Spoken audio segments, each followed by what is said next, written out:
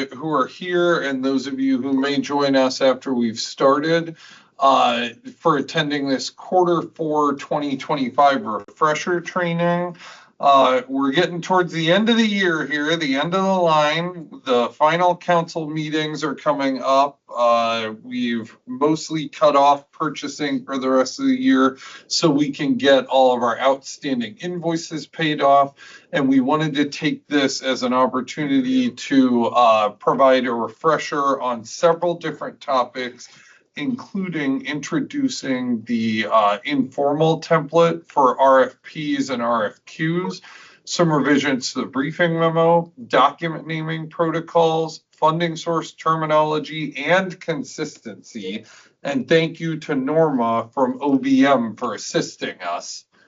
1 second, Paul. Norma is saying she can't hear. Can anyone else on the call hear? I can hear you. Okay. Can you check your speakers, Norma?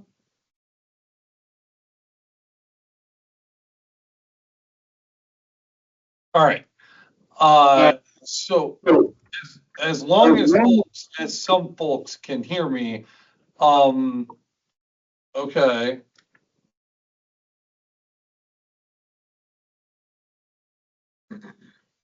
All right, and Ella, if you can't hear, I guess, can you try logging out and logging back in?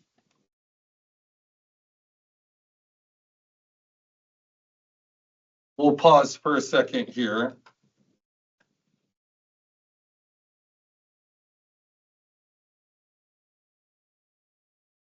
Because it's showing up for me that, like, when I'm talking, the mic in the room is folded.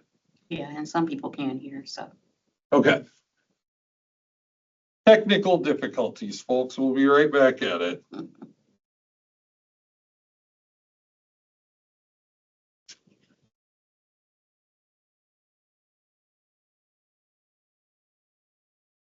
Norma's part's kind of critical because she's going to be our assist from OBM on the funding source piece of things. So, Anitra, can you see if Norma looks like she's back in there yet? No, she's not yet. Not yet. Okay.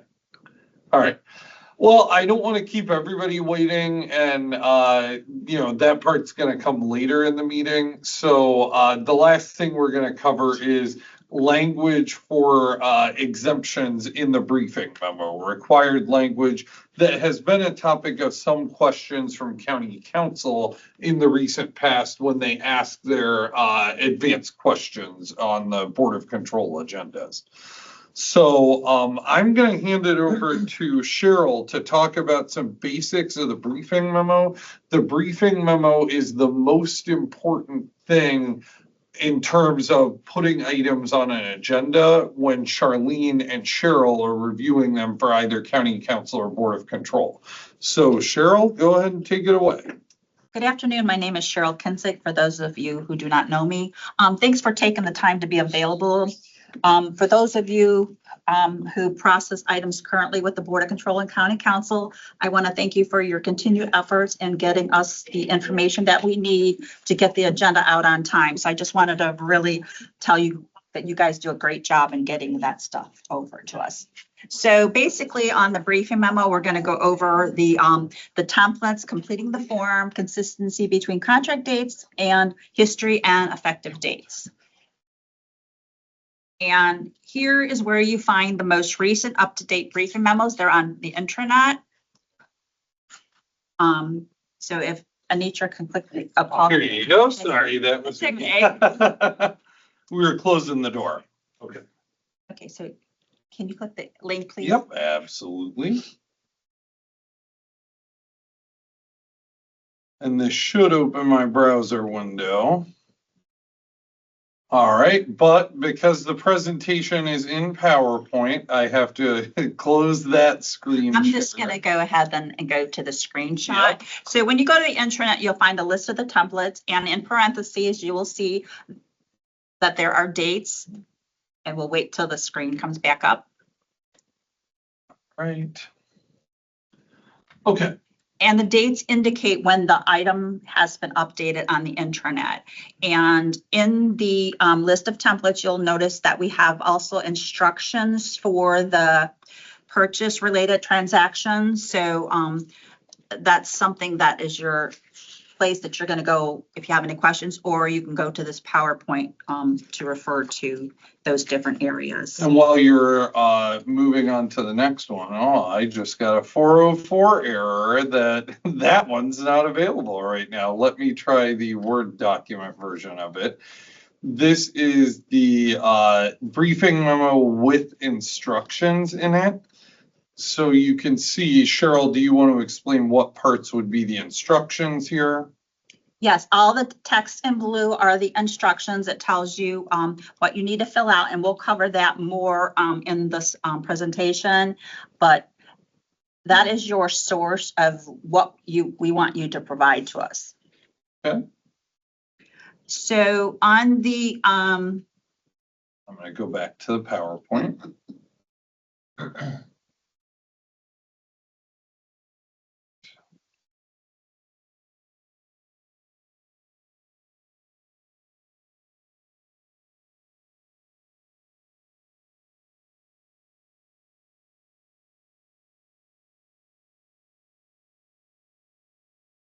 All right, I'm going to advance to this slide, and then we can go to the next one. go to slide 6 now, please. Okay.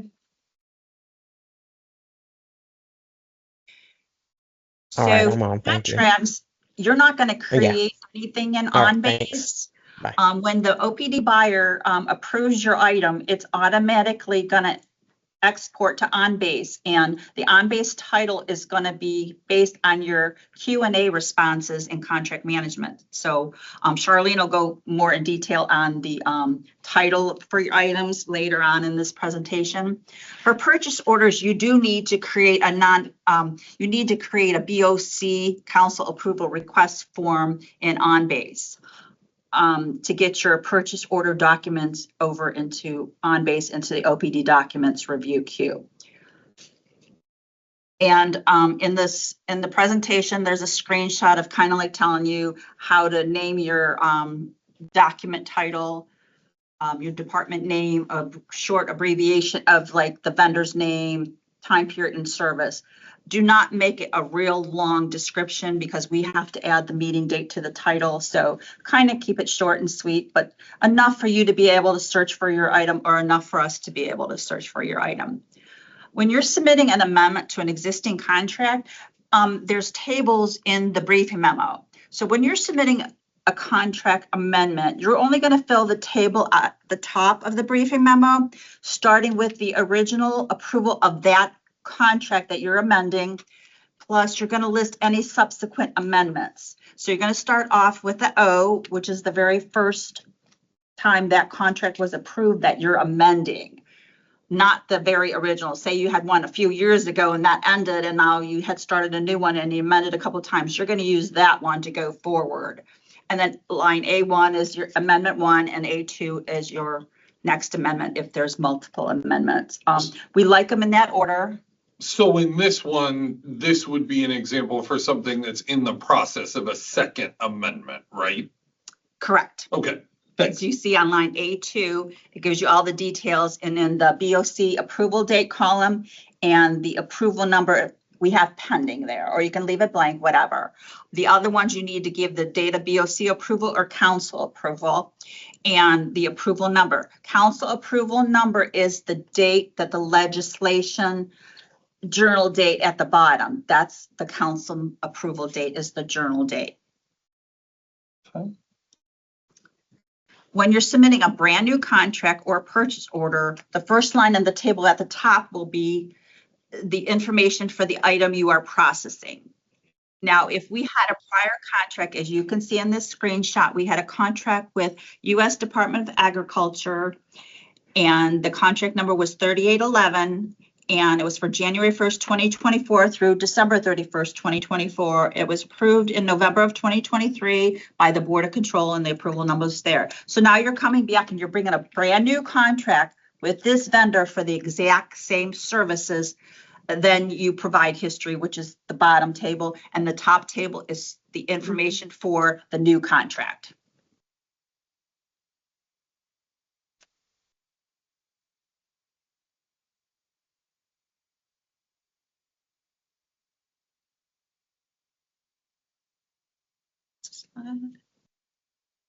This one's for the vendor name and the time period.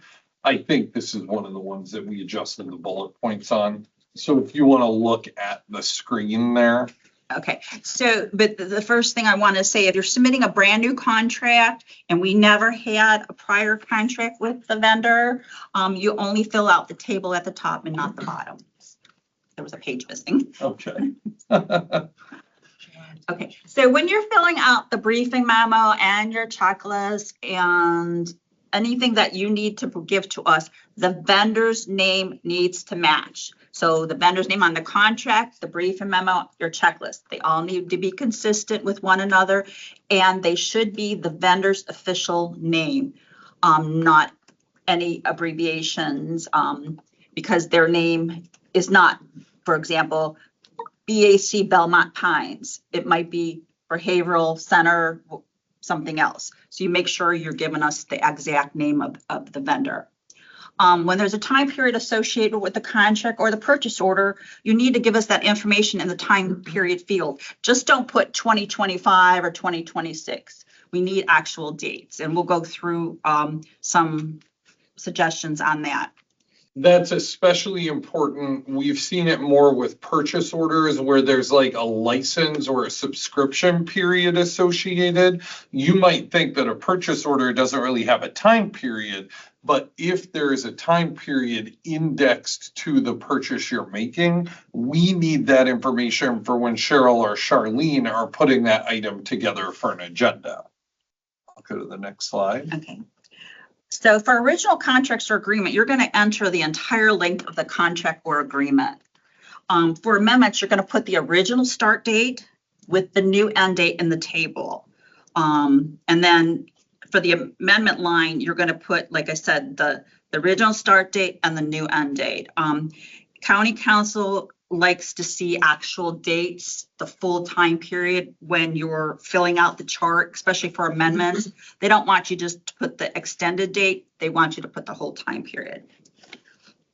And then for amendments, sometimes, or the original contract, you're going to have language that says effective upon signatures of all parties or similar wording. So when you see that on your briefing memo, you need to put effective upon signatures of all parties, or whatever the wording may be.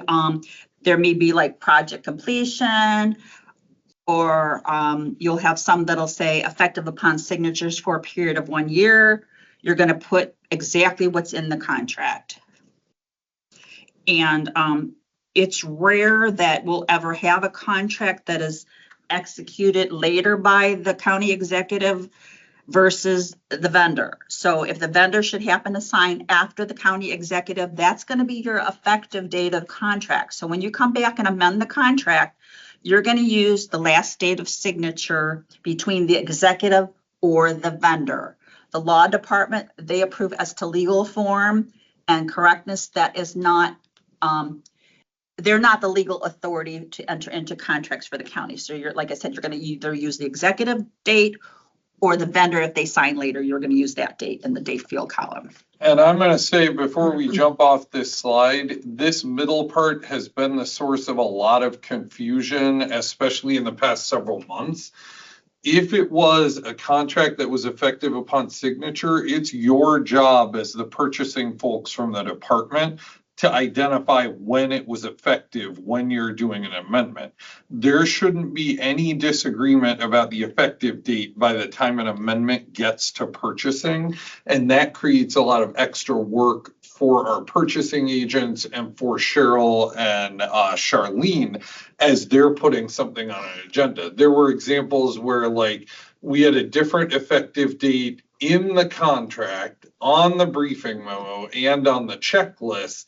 And it's like all of those dates have to agree. You need to, look back to the original agreement, figure out when the executive signature occurred. And to do that, you can go to the View Signed Docs portion of Infor to open up the executed agreement. I say all this to say it's really a lot easier when your contracts have an actual effective date instead of effective upon signature. I know why some people do that, but if they are effective upon signature and then you give us the wrong date when it's being amended, that's going to cause us problems. So please do your best to make sure it's right by the time it gets to us. And another scenario is when you're looking at your contract and you see effective upon signatures of all parties for a period of 3 years, but then there's dates that don't coincide with a 3-year period, that needs to be taken out. You can't have both. It has to be clearly defined whether it's effective for a period of 3 years or actual date January 1st, 2026 to December 31st, 2029. There shouldn't be a conflict between the term and the effective dates, right? Correct. Okay, good. Okay, we're going to move on to the next slide, which is the service item description. You don't need to put your department's name. You don't need to put the vendor's name. You don't need to put the dollar amount because it's all on the table, and at the top of the briefing memo, you're filling in your department's name. Unless you're doing it on behalf of another department, you could either put it in the service description line or in the department field on the briefing memo. And you need to provide us a clear statement of what the services or goods that are being procured or services being rendered. So if you're buying multiple items for a purchase order and you're not going to list 50, 60 items, you're going to give us a broad term that covers like the main portion of the purchase. And then you're going to include like various parts and accessories or software maintenance and support. Just don't say you're buying surveillance cameras, but then there's support in there. You're getting extra stuff being done. You have to buy licensing. So all that kind of like needs to be summarized in the service description field. And then there is a new section added to the briefing memo, and this was at the request of internal audit. When you're doing a contract amendment, you need to tell us if there's a change in scope or there's a change in terms, time period, dollar amount. Those are kind of easy, but when you have a change in scope or change in terms, you need to identify that. And if there's changes in costs, like if there's a particular service and you have a per diem rate of $25.63 and it now has gone up to $30-some, you need to provide that information.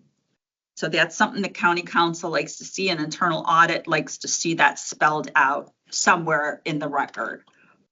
And that's in red on the PowerPoint. It's not showing up great on the big screen over here, but that's in red because it's something that we want you all to take into account as you're filling out those briefing memos. And this information is also in the template of instructions. So, you know, go there if you're doing an amendment and you're not comfortable yet and you want to get into the groove of what we're looking for, go there.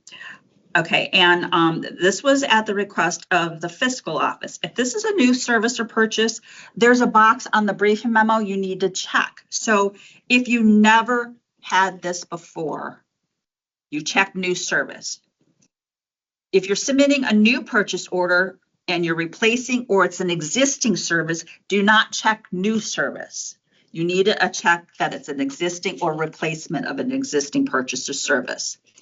And then if you're replacing items, you need to give us the age and how you're going to dispose of it on GovDeals, or if you're going to throw it out or whatever the scenario may be. But that is something that the fiscal office has asked because of the budget.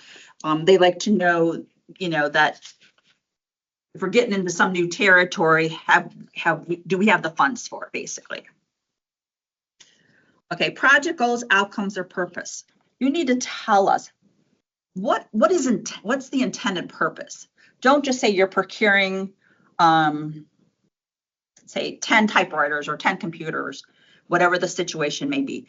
You need to tell us, like, is it going to like help support staff, or like in cases of children and family services, the children are going to be observed for behavioral patterns and we want to see like a progress. So you kind of like need to give us more of a description of the purpose and outcomes and not the service description. Does that make sense? Makes good sense. Okay. And then we have the competitive and non-competitive sections on the briefing memo. So the competitive if you're doing a formal competitive bid, you need to fill out all the information on the left side. If you're doing a non-competitive, you need to fill out on the right side. You need to select that it's non-competitive and what the competitive type is that is non-competitive. There's a box in there that says above the see justification for additional information. Above that, you need to provide either a very good short summary of why you're not using the competitive bid process, but you've already probably answered that when you were doing your justification. So grab that information from the justification and just paste it into the briefing memo. You don't have to reinvent the wheel, but you do need to provide that information. This is something that County Council has really been stressing lately.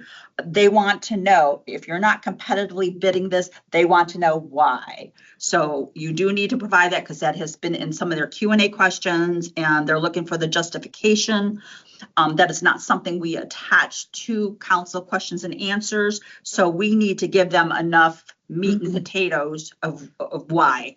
If you just leave what's written in that box there, they send us a question and it's a copy and paste of the last week's question that says, this field says see justification. We don't have the justification. We can't see the justification.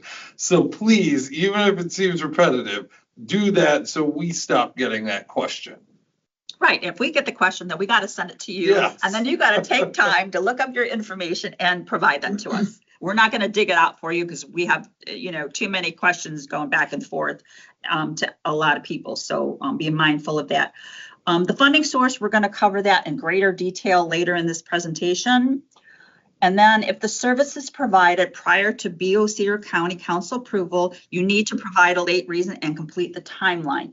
It does not mean you sent it through, you released it, and you're hoping that the law department purchasing and it gets to the OPD documents review queue by noon on Thursday. There is no guarantee of that. And definitely it's not going to get approved before the start date if you just submit it like a week before the start date. So if you're going to see that it doesn't hit the BOC or council and approval, you need to provide it. And then you complete all other fields as applicable. I know this was a lot, so where do I start? The only stop you need to make is go to the internet and look at the OPD policies, procedures, and forms. Go to the instruction sheet for the briefing memo on how to complete. And the other source now that you have, that you didn't have before, is now this PowerPoint. So just take the extra minute to grab the most up-to-date recent form. You may have done one a few weeks ago, but it doesn't mean that there hasn't been a change. We try not to change them very frequently, but if county council wants something, or the executive wants something, or fiscal office, or OBM, we update the form at their request. So just go there. It takes you a short minute. Copy and paste. If you already have the information in your prior briefing memo, that's the same, like the history, just carry it over. You don't have to reinvent the wheel. And I know there was an ask about putting dates on documents. So as you saw with the documents that we've updated, we've started to put the dates on the intranet site. So if you go to the purchase related briefing memo, it has the latest date on it. So you'll be able to see that when you go onto the intranet. And with that, we'll move on to the next slide, document naming protocol. So I'm going to hand it over to Charlene for this one. Good afternoon, everyone. This is Charlene Quarles from the Purchasing Department. So I work alongside Cheryl. We do the Board of Control and I do the County Council every week. So one of the things that we've been having issues with is the way documents are named, specifically documents for contracts and non-ERP items. So contracts that are put in on-base and non-ERP item, I'm sorry, contracts from N4 and then non-ERP items that are made in on-base. So documents should be consistent with the document that is being uploaded. So if there's a briefing memo, it should be named briefing memo. If it's a contract, If it's an amendment, it should be named Amendment 1, 2, 3, however many amendments it is. If it's a,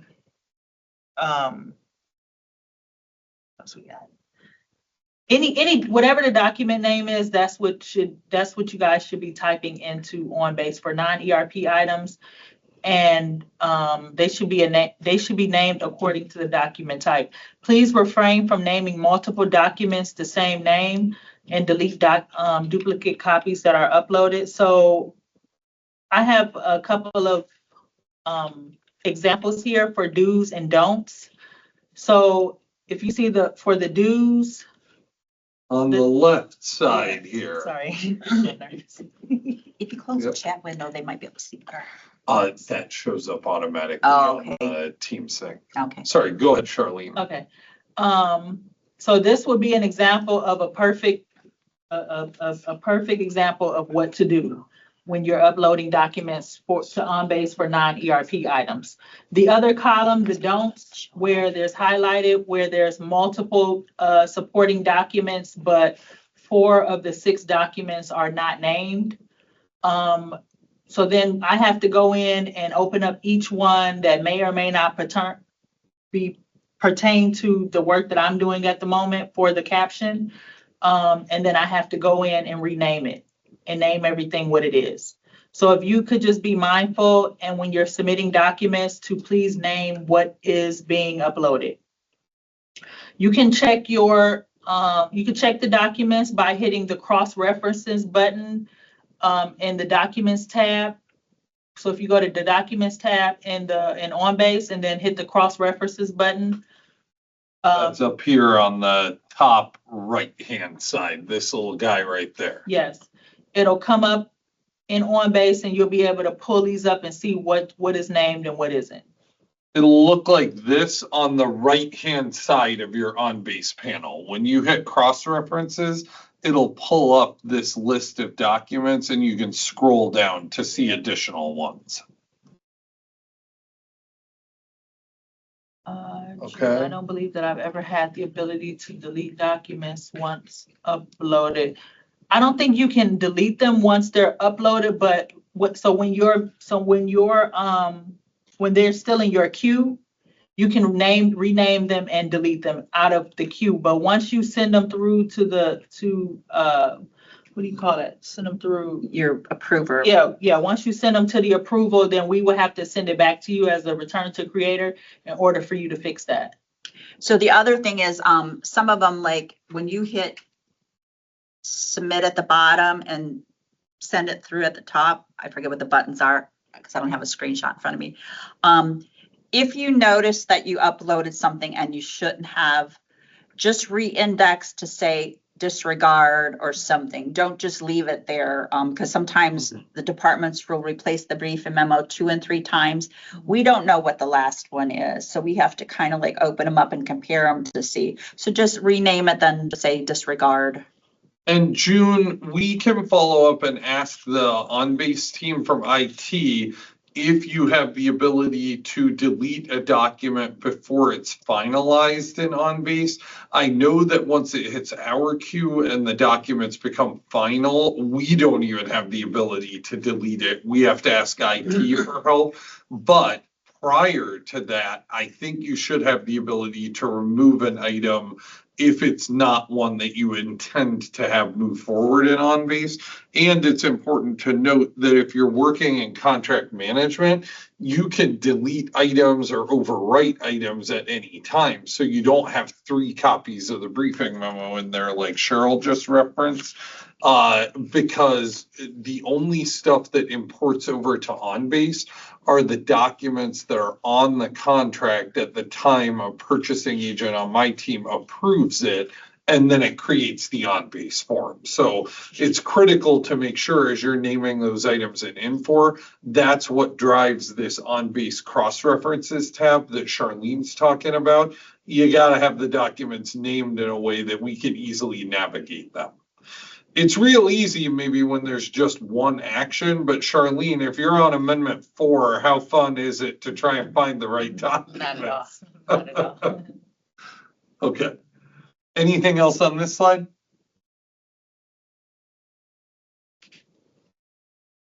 So, just piggybacking off of what Paul said about, when you're creating documents in, M4, contract management, the documents go over to OnBase. And so based on the tab on your, so I don't have the part at the top, but it says comments, I believe comments. So it's the comments tab. Now you can name the document, whatever you like. I mean, name it what it is, but the most important one for us is going to be the one in the comments tab. So for this example, the dues amendment 1, briefing memo, justification, debarment, everything has amendment 1 or amend 1 or A1. It doesn't matter how you do it, or A-1 or however you name it. But that comments title is what goes over into OnBase, is what we can see. So if you are submitting, so the one for the don'ts, that is amendment 6. So that means that there are 6 briefing memos, and I went back just to see. There are 6 briefing memos named BM. There are 6 debarment forms named debarment. There are 6 assigned agreements named 6 amendments named assigned agreement. So it would be very helpful if you could just put assigned agreement number 6 or assigned agreement amendment number 6 or something along the lines that I know that I don't have to click through every one of these to see which one just only pertains to amendment 6. And then I don't know if any purchasing agents are on the call, but if you do have checklists as well, we like for you guys to name them amendment 1, which you can see both of them have that. And then if anything needs to be revised also, please put revise. So if you've been asked to upload a revised briefing from either Cheryl or I, please put revised briefing in this comments description as well. Because when we go back to resync the document, we revise comes up. We look for revise, the word revise, so that we aren't shifting through a bunch of documents. We're looking for the ones that say revise. That way we know exactly what to look for. Question. So should we be actually naming it by document name and then add amendment 1, for example, briefing memo amend 1 instead of amend 1 briefing memo? Or does that not matter in the comment description for uploading docs in M4 contract management? So which naming order is better, kind of? What would you prefer, Charlene and Cheryl? The first, the dues. Yeah, the I think amendment. that amendment 1 or amend 1 or something that we can see that this is for the amendment that I'm writing the caption for. So like amendment 1. Amendment 1 dash briefing memo, Yeah. amendment 1 dash contract, amendment 1 dash checklist. Because when you do it in reverse order, I'm going to chime in. Mhm. When we're in OnBase, we can sort by alphabetical. So if you have them all labeled amendment 1 hyphen briefing memo, instead of briefing memo amendment 1, we're going to have at the top original briefing memo, then we're going to have briefing memo, briefing memo, briefing memo, instead of us being able to see all the amendment documents in line one after the other, because then they'll put all the DRA forms together. And so the preference is to do the wording beforehand, amendment 1, brief memo, justification, debarment, like in the screenshot. Yes. And I guess that follows along with Norma's question there. Yes, Norma, if you put a revised First Amendment in there, put it Amendment 1 revised or something. No, go ahead. so I'm sorry, Paul. Go ahead. I'm No, sorry. you're good. This So is your show. we will prefer for anything that is revised, for the word revised to go first. Okay. Because by that time, we've already looked at the documents that we need to look at. If we're asking for a revised document, and then we have to resync, we only want to go to the revised, like Cheryl said, we put it in alphabetical order. So then we just go to R and look for everything that we asked to be revised. But make sure you include, like, for example, amendment 1, you're going to put revised amendment 1, Right, not just revised, Right. amendment. Right. So So much like the checklist and the cover at the bottom of both don'ts, those are dues for purchasing agents. How it says revised DOP checklist amendment 1 or revised cover, for each one, they have revised in the front. And so that's what we look for. And Sharonda asked a question as well there.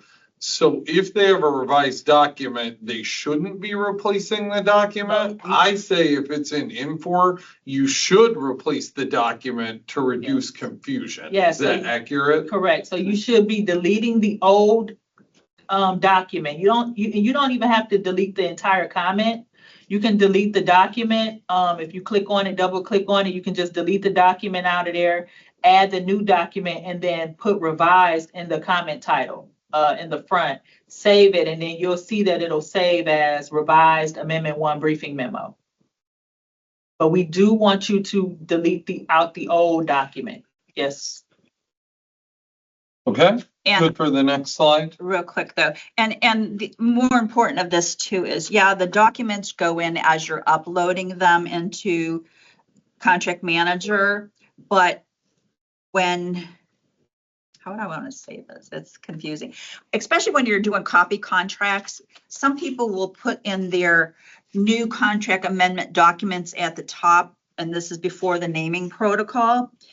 So the new stuff is at the top, and then when they copy it, all the old stuff is at the bottom. So sometimes there'll be a contract cover modification at the bottom, and we're thinking because the date it's uploaded and the title carried over from the copy contract, we're thinking you're processing a contract cover modification when you're really processing amendment 5, and that's happened multiple times. So it all depends on like when you're copying contract. Typically, ideally, you would copy it before you would start uploading any of the new documents, but you know, I can't dictate how you guys do that, but that's why this naming convention is also another great tool, so we know where we're at.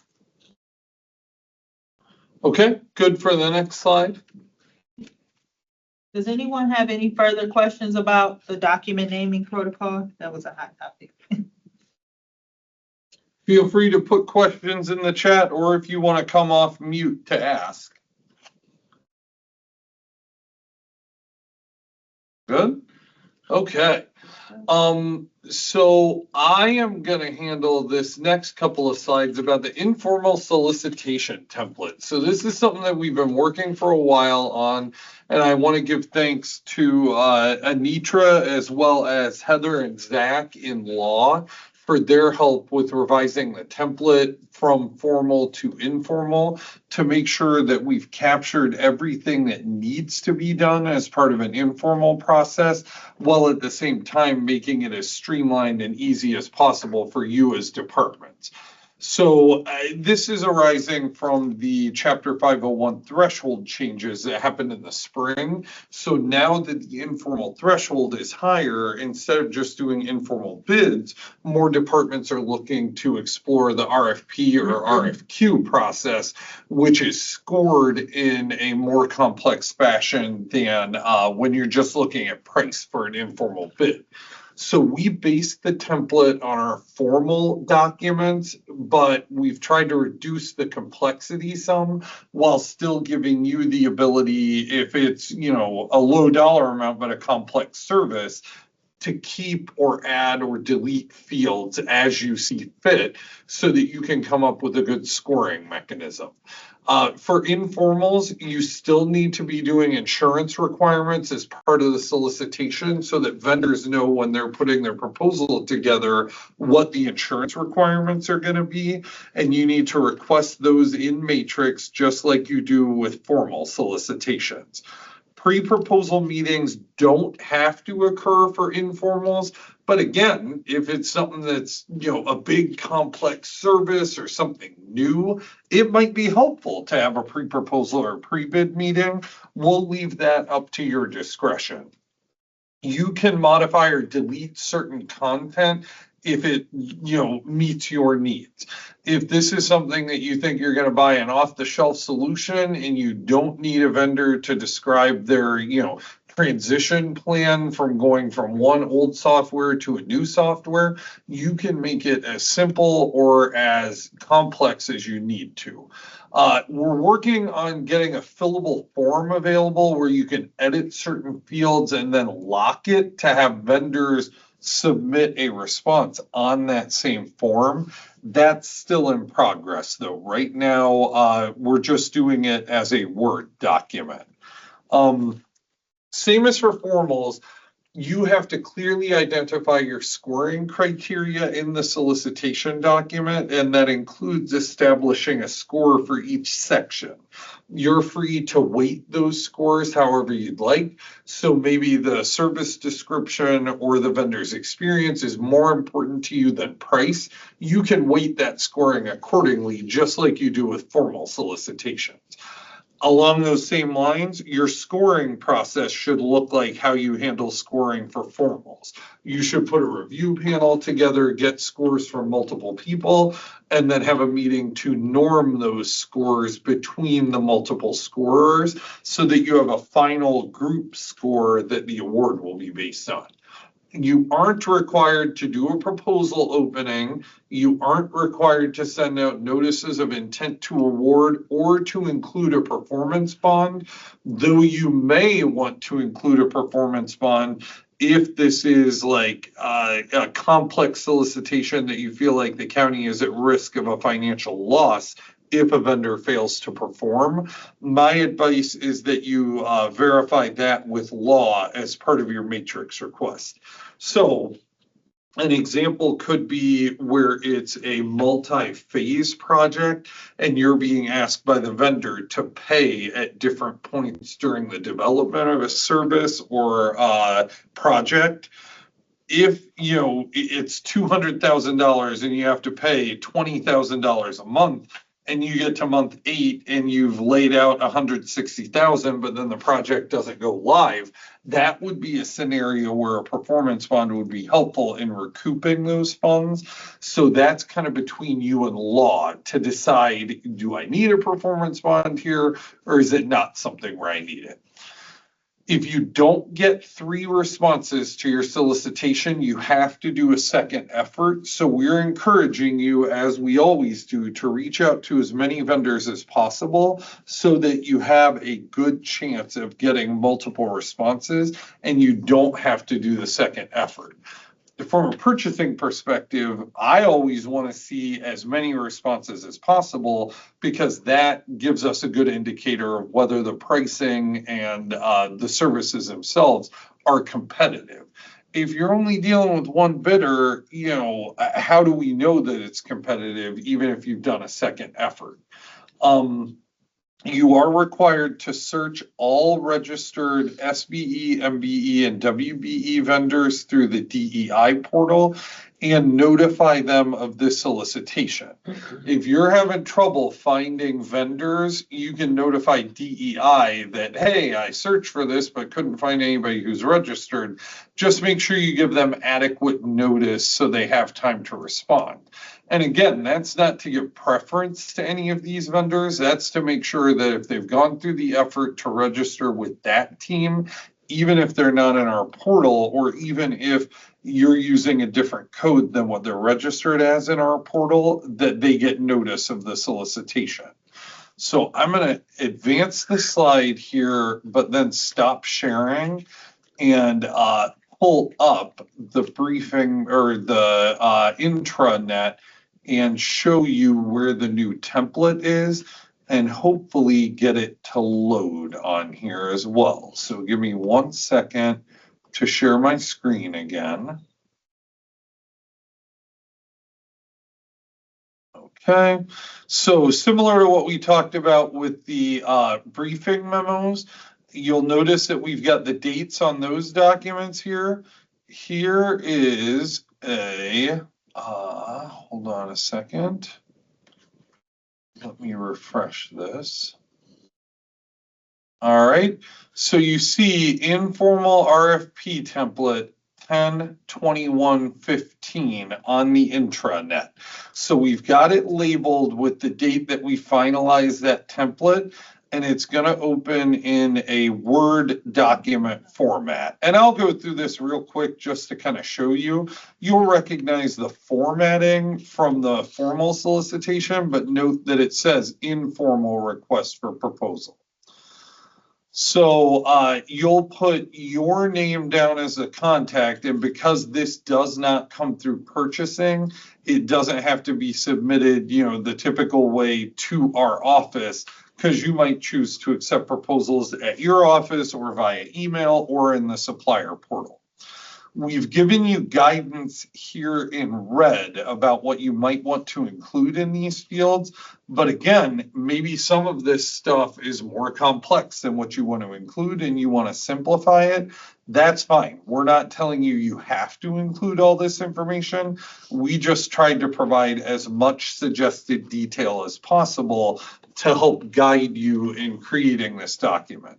You'll notice we've got points for each category. Like I mentioned, you need to include those, but it's up to you where you give the most weight. And then whatever documents, if any, that you want the vendor to submit, you can edit that in red there. I already talked about the pre-proposal conference being optional, but could be helpful. You can choose whether you are okay or not with subcontracting. You can choose about financial statements and the performance bond. And then we ask that the stuff that's written in black, that you keep that the same and not make changes there to the terms and conditions and, the explanation of the process for how an award is made. There is an insurance section here. And again, that's where you would paste the insurance information that you get from Matrix when you put in a request for insurance requirements. So I know I went through that kind of fast. I'm going to click stop sharing and go back to the PowerPoint. In the meantime, who has questions on the informal process?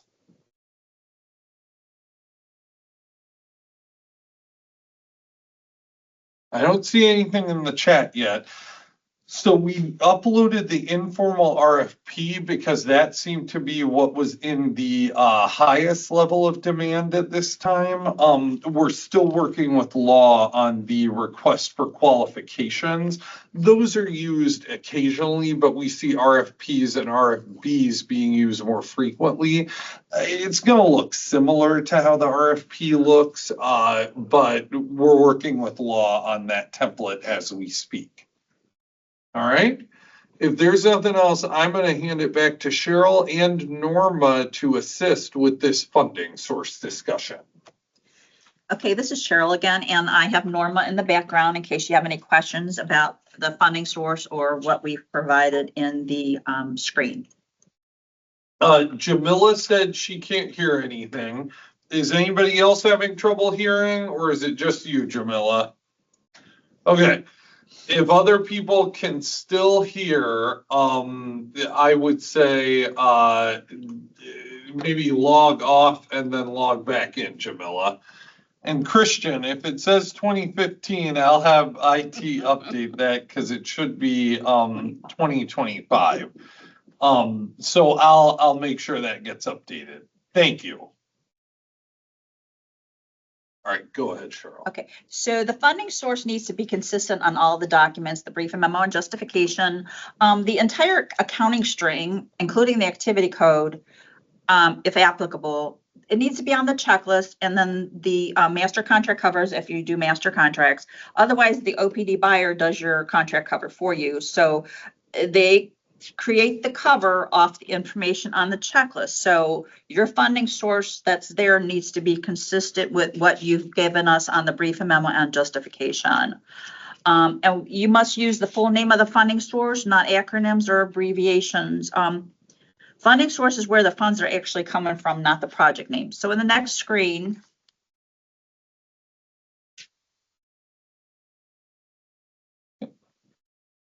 we give you some samples. At the top, they're acronyms.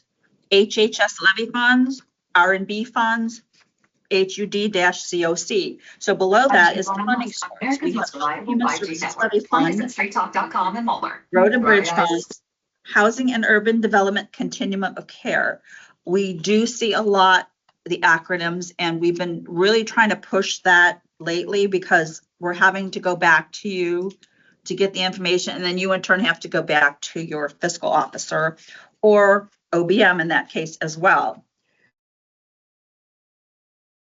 Now, funding source, like I said, it's where the money's coming from. So in the top example, you'll see the funding source on this is the U.S. Department of Justice Programs, Bureau of Justice Assistance, FY 2025 Formula DNA Capacity Enhancement for Backlog Reduction, CEBR Formula Grants Program. That's a mouthful. That's a lot.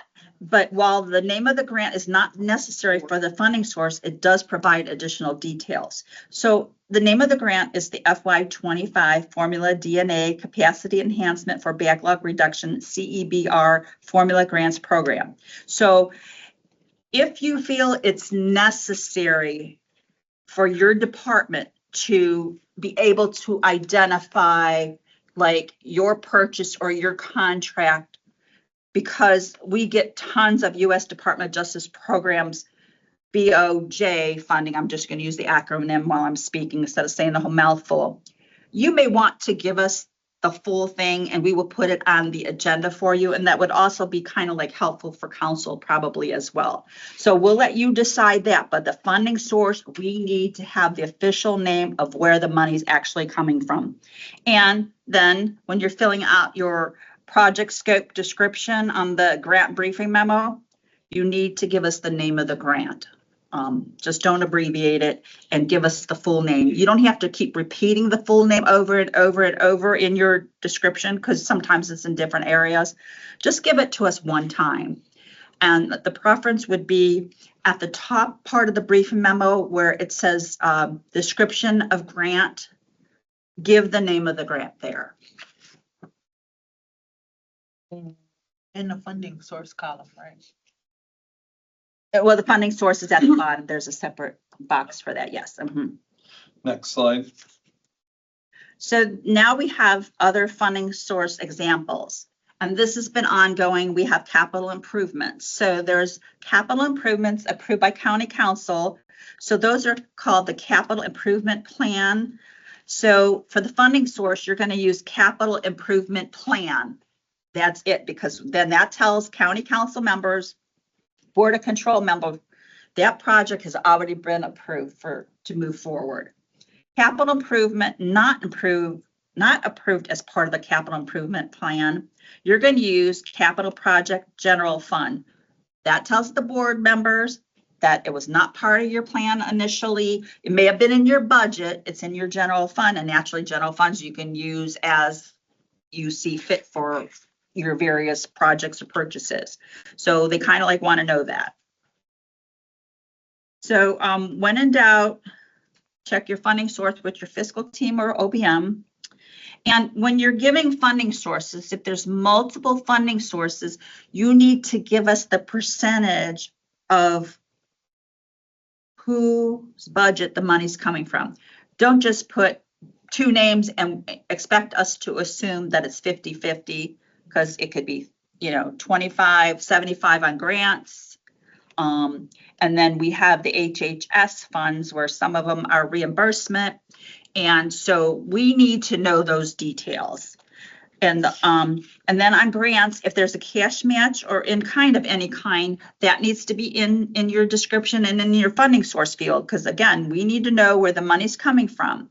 And if there's a cash match or an in kind, dictates whether the board has to vote on the item or whether the county executive can sign off on it without board approval. The other thing is if there's expenses being reimbursed, the fiscal office and the executive office wants to know if any of that money is being reimbursed by another source. So for example, the public defender's office, they pay for a portion of the stuff out of the general fund, but then they get 96% back from the feds. So you need to provide that information for us because that's been an ongoing question. So you need to be mindful to give us that information as well. And there was a comment from Norma about the general capital project funding type not always being general fund. So Norma, can you give an example of something that's not in the capital improvement plan and also not general fund? If you Yeah. can come off mute. Can you guys hear me okay? Hear you?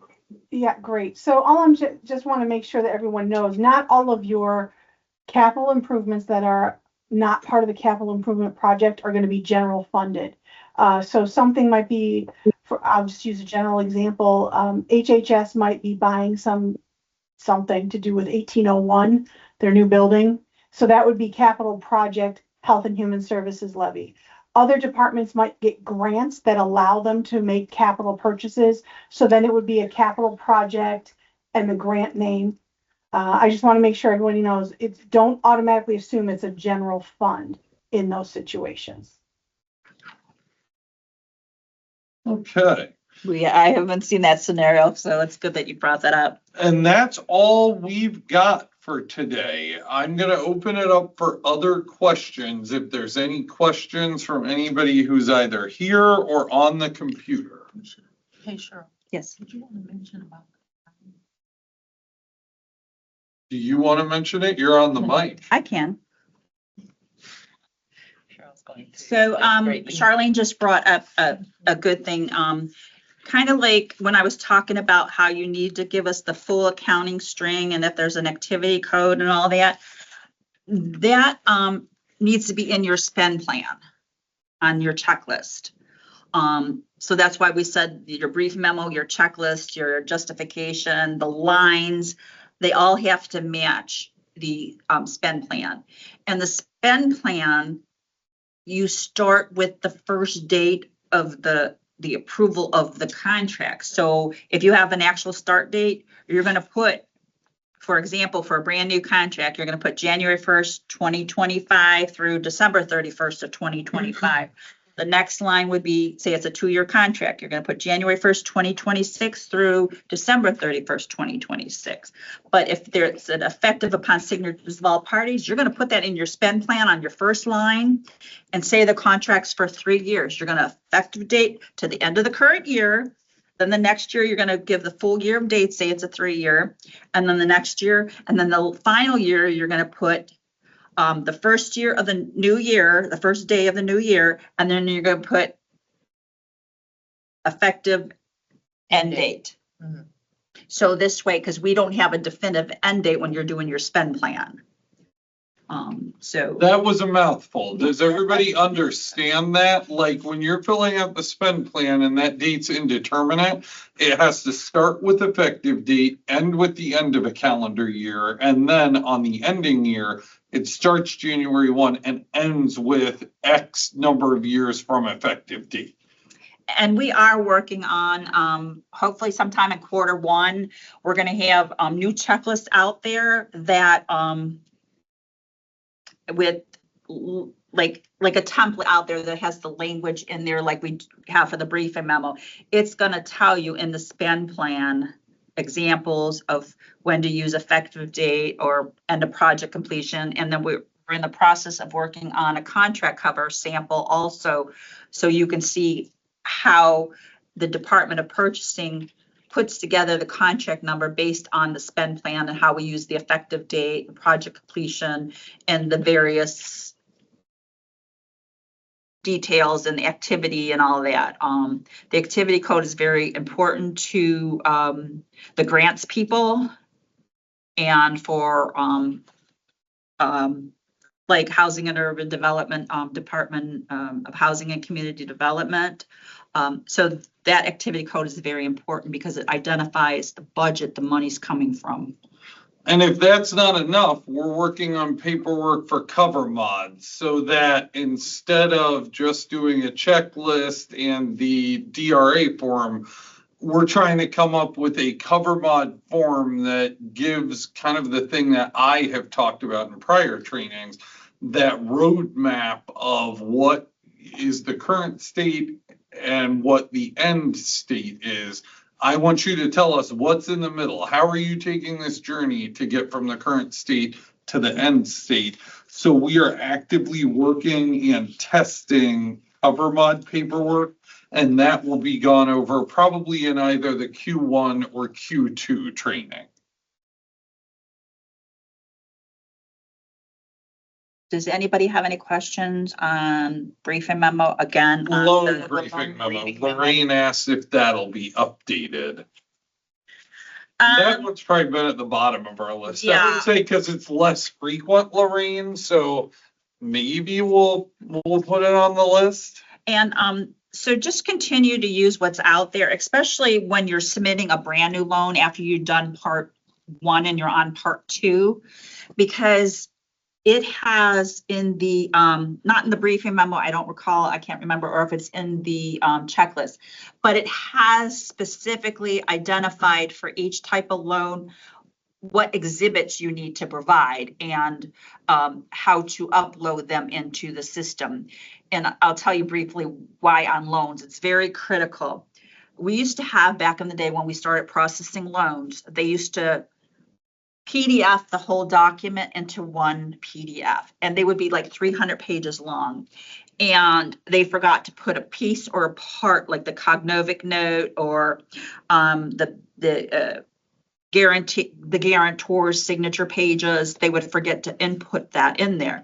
So then the thing would go back and they would put them in and they would rescan them. And then, you know how machines are back then when we were using them, they would miss a page when they were scanning. So then we'd have to send it back again.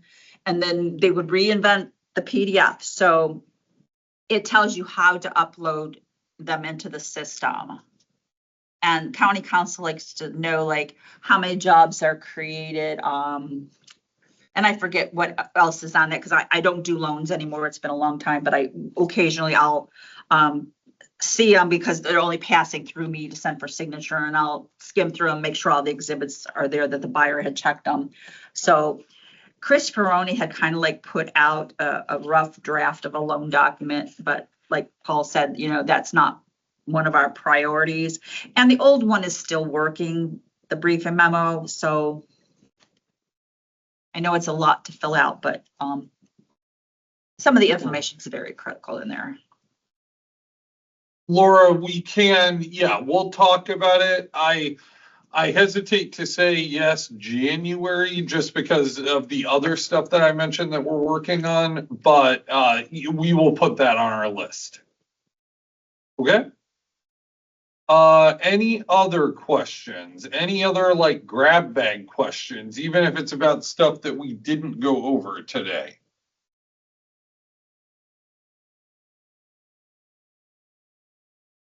Nobody? All right. Well, thank you everybody for attending. Like we've done before, I'll have IT convert this to a YouTube video so we can upload a link to it on the purchasing webpage. We appreciate you guys attending, and hopefully this was helpful information. All right. Thanks, everybody. Enjoy the rest of your day and have a happy Thanksgiving next week.